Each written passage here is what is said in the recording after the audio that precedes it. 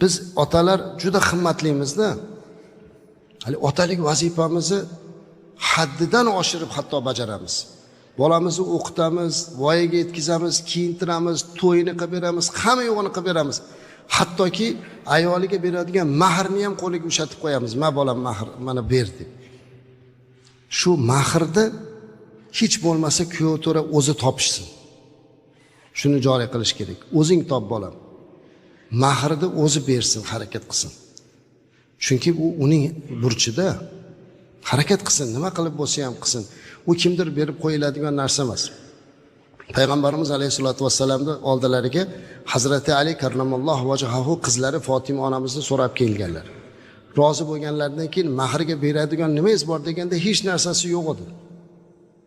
Mahr shu darajada ahamiyatli ediki, Payg'ambarimiz alayhisalom "Bo'pti, mahr bermay qo'yavering" demadilar. Aytdilarki, falon bir jangda siz